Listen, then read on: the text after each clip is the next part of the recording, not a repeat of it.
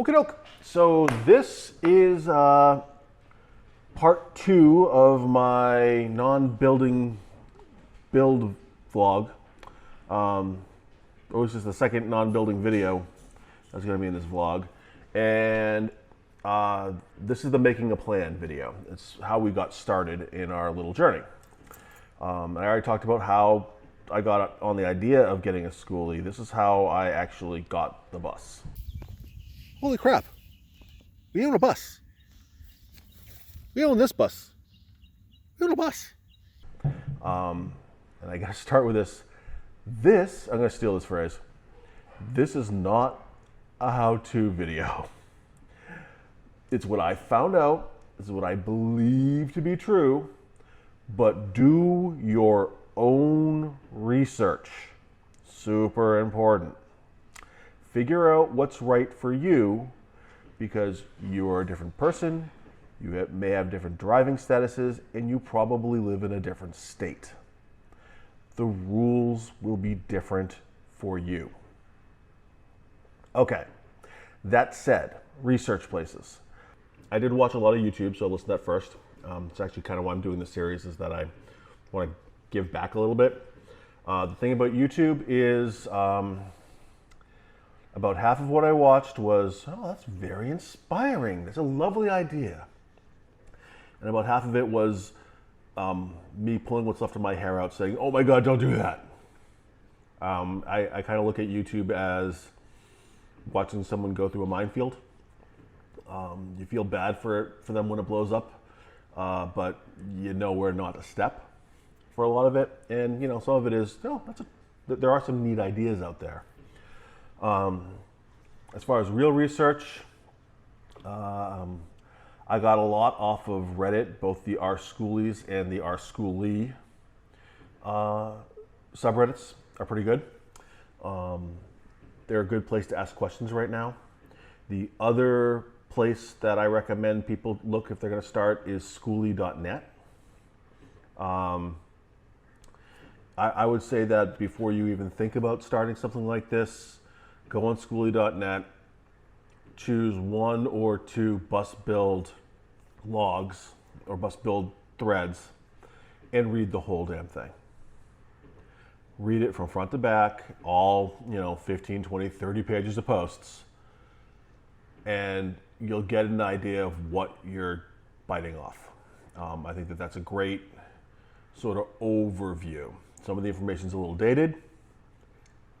Some of the information is a little questionable. It's on the internet, so it may or may not be true. Do your own research, but it's a great overview. It's a great sort of narrative of the good, the bad, and the ugly. Beyond that, our plan. Well, the first thing that we wanted to do was find a bus. And pricing changed a lot while I was looking. I really wanted to have a flat-fronted rear-engine bus. I didn't really care too much about the length, but a lot of those end up being, full 40-footers. They do have some that are shorter, but it's more of a rare thing to have. But that's what I wanted to buy. Buy the bus that's right for you, because there's nothing says it wants to be. Your priorities are probably different than mine. But anyways, I ended up spending a lot more than $4,000. And there are reasons for that I'll get into, but just know that prices went up a lot while I was looking, and inventory went down a lot while I was looking. Where to look? Where was I looking? Well, auction sites are going to be your lowest dollar value. A lot of people do buy from auction sites and then resell. But auction sites are going to be the lowest dollar value. Next on that pricing rung, okay, but the thing about auction sites is you're going to have to move the bus. Like, they are cheap because people want them gone. Your next step up on the on that list is like a Craigslist, where you might get a little bit more in the terms of services. dealer services. You may not have to move the bus in that minute, or you might get more than 7 days, but you're not going to get as much in the way of services. It's just some dude selling you a bus or some gal selling you a bus.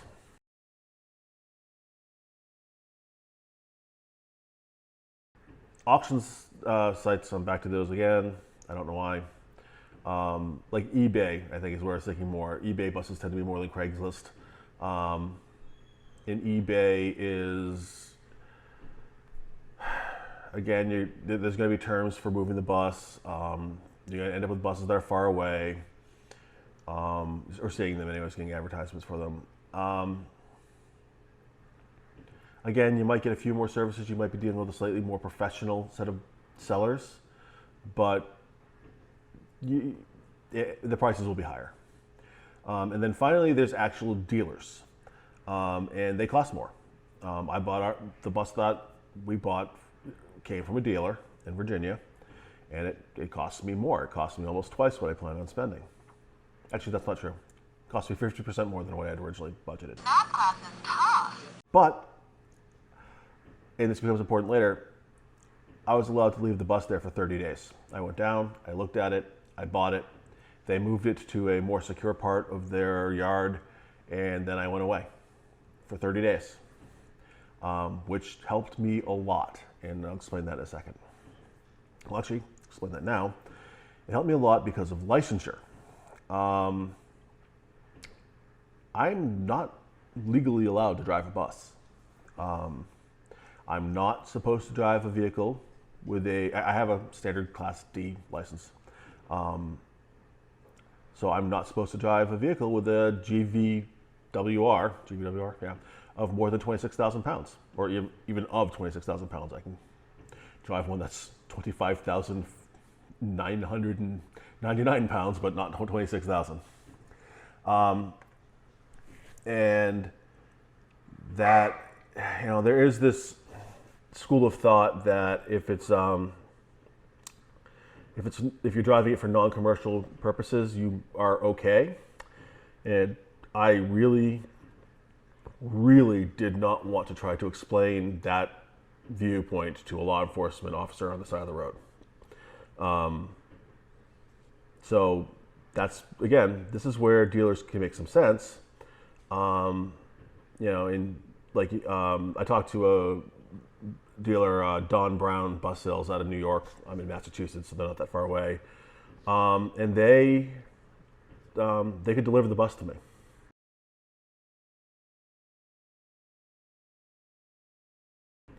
So they could, I could go out there and look at it if I wanted to, and then they would drive the bus for, I don't know, I think it was $2.50 a mile or something, but don't quote me on the number. It was a not crazy number, dollar amount per mile to drive the bus to wherever I wanted it parked. That's a great way to go. That means you don't have to deal with any of that. You don't have to get your insurance right away. You don't have to, which, that's money. And you don't have to, it could be the delivery fee. And, you don't have to deal with the license. Somebody else is going to deal with that. The other thing, this is what I did, is you can leave the bus parked. So I used M&M Service and Salvage, bought from them. And I could leave the bus there for a month. And that matters because I went through the Vermont loophole. Vermont makes it very easy to register a vehicle. You don't have to be a resident, which is crazy, but wonderful. Anyone can register, well, any U.S. citizen anyways, can register a vehicle in the state of Vermont, and they make it very easy to change the vehicle type. And then your registration is then transferable, so if I wanted to move the registration to New Hampshire or Vermont or Massachusetts or whatever, I can. And when I move it, it will come in as, in my case, a motorhome, which is what I registered the bus as. You will need to get insurance. It is a felony to drive a Vermont registered vehicle without insurance. They don't check, but not having it is a felony. But then it's a motorhome. And that is, it's It's still a little risky to drive the bus at that point because it doesn't look like a motorhome, but it's a motorhome. And the thing is, as a Massachusetts resident, I'm allowed to drive a motorhome. I'm allowed to drive a Class A motorhome, which means that I can drive a motorhome that weighs 40,000 pounds, which is frankly a little frightening to think that anyone can drive a motorhome that weighs 40,000 pounds, but you can. You don't need a special license in Massachusetts. And that's what I did. I made the bus at least legally a motorhome so that I wasn't driving a commercial vehicle, and I was definitely not a commercial vehicle, and it was definitely registered, and it was all of those things, though not converted yet.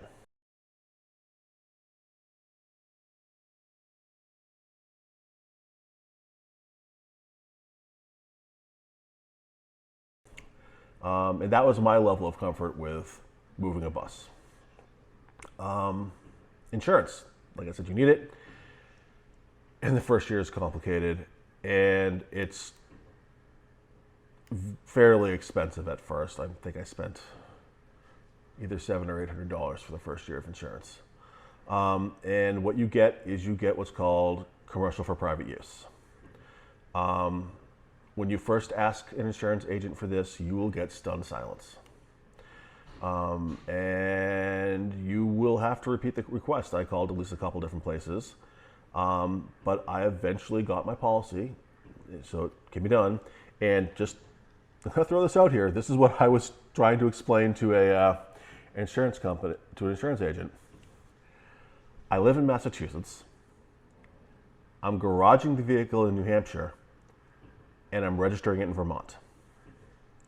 This was very confusing to my insurance agent at first.